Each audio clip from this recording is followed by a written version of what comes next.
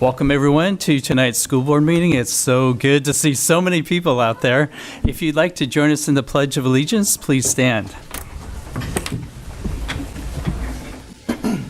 I pledge allegiance to the flag of the United States of America, and the republic for which it stands, one nation, under God, indivisible.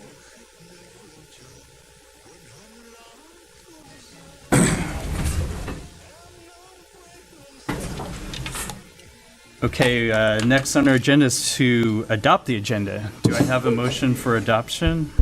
Move to adopt the agenda. Second. It's been moved and seconded. All in favor say aye. Aye. Aye. Aye. Any opposed? Okay, agenda's been adopted. Next on our agenda is a very special recognition. And first off, we have the Art Awards. And for this, I'd like to hand it over to Superintendent Steach. John? And I had this very special privilege last Friday night of recognizing many of the recipients that are here tonight for the Art Awards personally and being able to congratulate them on what you can see are some amazing works of art. But for tonight, I'm going to turn it over to Don Nelson, who will soon be retiring, so this may be one of his last board meetings that he'll be presenting at.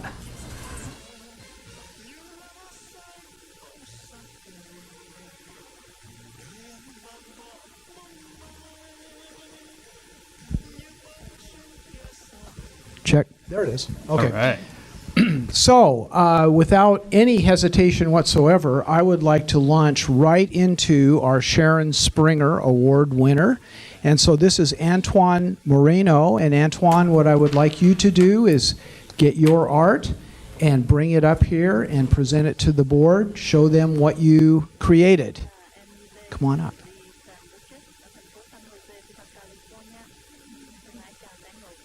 The Sharon Springer Award is a special award for elementary art in honor of Sharon, who was an art discovery coordinator in the district.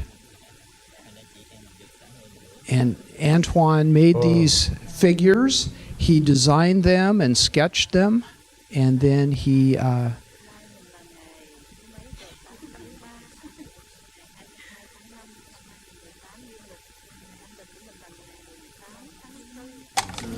draws them, and then we've got about about 30, 40 of these that are up lined atop our cabinets at home. He just takes a piece of foil and then starts on one end and then just starts bending and twisting, and they turn out to be something like this: dragons, dinosaurs, sharks, How do you come up with your ideas? But It's okay if you don't. Antoine has autism, and so sometimes he doesn't quite understand the question. But how come? Why dinosaurs? Why you like dinosaurs? Gigantosaurus. All right. Those are Did you very design? nice. Yeah. There's so much Very emotion nice. in them. Oh yeah. Whenever he draws his little figures, he's always got some kind of an expression on their faces, and that's kind of what makes them unique. Really nice. Very Great talented. job. What do you think? Thank you, Antoine. way to go.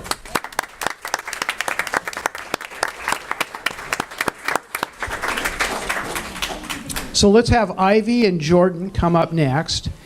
And Ivy Newell won the Superintendent Award for Primary Art. She is a second grader at Crestline Elementary School.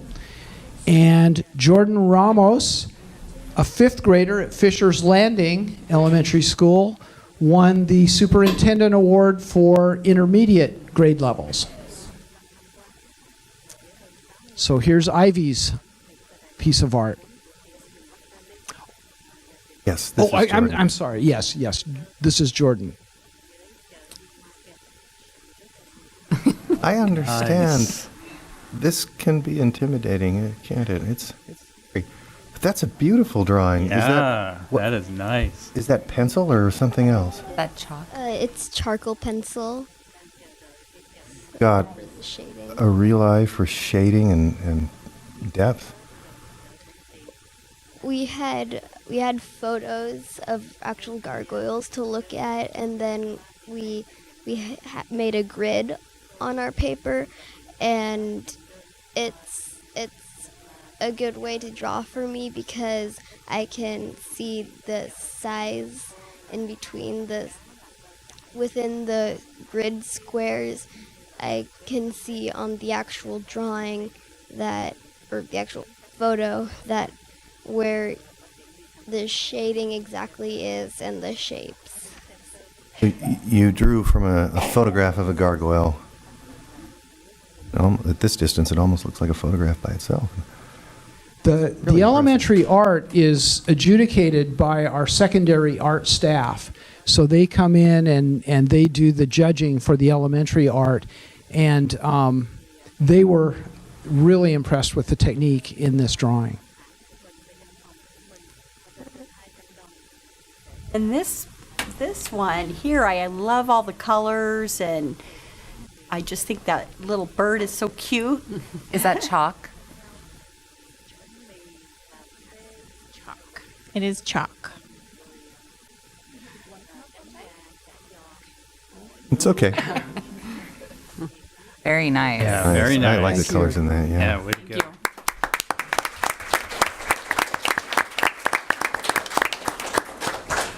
So next, we're going to go to our Mary Kamak Award. Now, the Mary Kamak Award, Mary was a curriculum specialist in the district many years ago, and she was art was one of the things that she was in charge of. But and so our collaborators on the Mary Kamak Award can come on up here. At any rate, when Mary passed away, the art staff got together and decided that we should have an award in her honor every year at the art show. And she was a very bubbly and up personality. And so we always want to get something that sort of reflects her personality to give the Mary Kamak Award to. And this is the first time ever, I'm sure, that the Mary Kamak Award has gone to a middle school student. It's always gone to a high school student in the past, but this year the judges selected a middle school piece for the Mary Kamak Award. And who wants to speak and introduce the collaborators on this? Okay. Well, this is actually her guitar, but this is Taylor, that's Jacqueline, and I'm Zoe.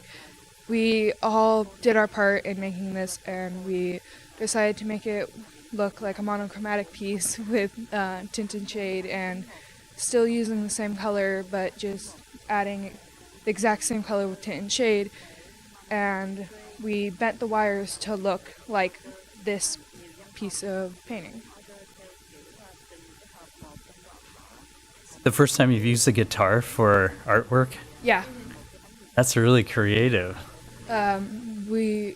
She really wanted to learn how to play the guitar, and so we were like, hey, we also like art, how about we do this?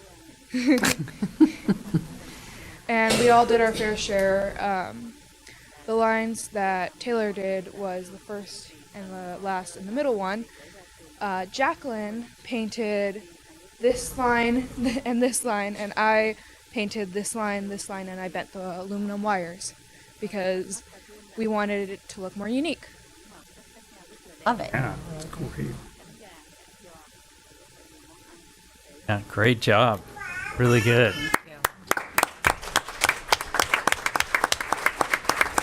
So Katie will be next.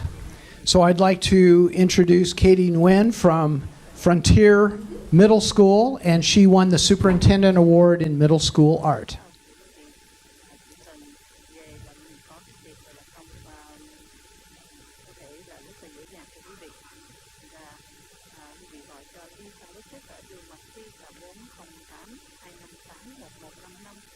And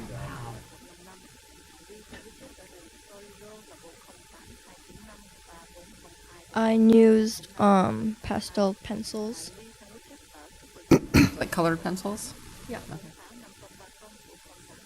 Like pencil. Of the colors, it's just beautiful.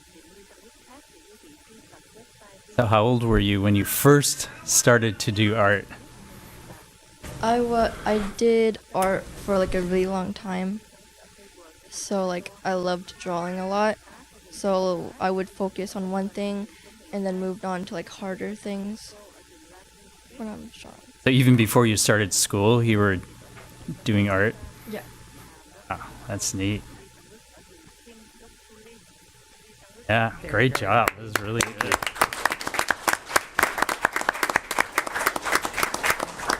And Emma Strong is next. This is Superintendent Award for High School Art. Now, I'm going to warn you, board, Emma gets a little excited.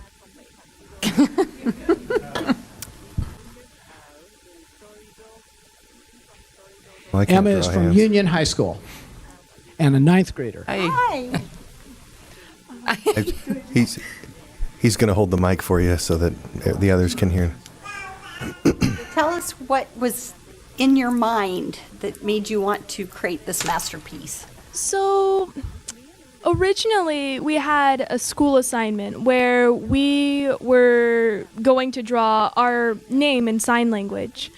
And so the thing is, though, I noticed that my initials and all my letters, like E, M, like I have two of the same hand signals, and then I also have just like the E and the A also look similar. So instead, I decided that I wanted to like take this idea and I wanted to go a bit farther with it and branch out with it.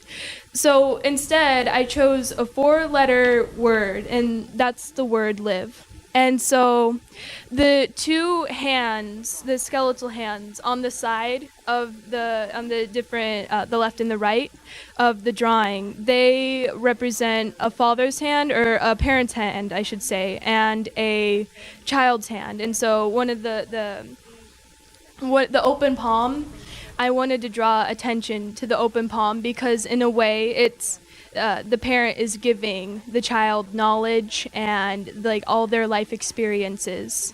And so I really wanted to just kind of detail the life experiences and the passing on of knowledge and different life experiences to the child.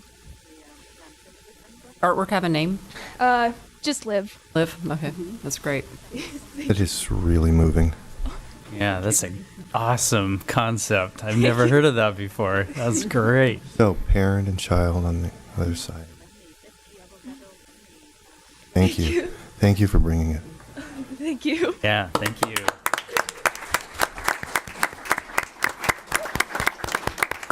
And if I'm correct, Victoria and Angelica were not able to be here tonight. I haven't seen them, so that concludes the student presentation. I would like to introduce Karen Rivera, our art discovery coordinator, and also Rebecca Smiley, our fine arts secretary, and thank them for all the work that they did on the art show, because all of the organization and programs and collecting the art and keeping everybody up to date on the dates, the due dates, and so on and so forth. They just did an amazing job, and so I appreciate very much.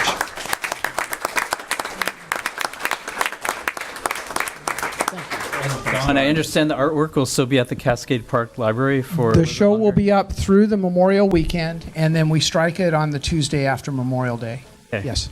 It never ceases to amaze me that our students do art of this expertise. I mean, their expertise is incredible, and it just is so powerful, and I'm so happy that we are a district that wants our children to be able to express themselves creatively, and it's one of my favorite times of year when the art comes out. It's always really good.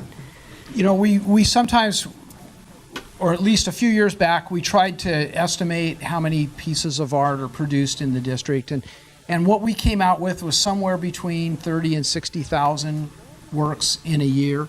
Wow. That are produced by our students. And then when you figure that in our district art show, while I'm sure there are a lot of amazing pieces of art that don't make it to the art show, we choose about 300 pieces that we put up at the library. And of those 300, these are probably about the 10 highest awards of those pieces, you know. So that's a lot. When you get to 10 out of 30,000, that's a lot of... It is. Yeah, that's the tip of the pyramid right there. So very proud of our students and very proud of the work that our teachers have done with it. Great. Thanks a lot, Don.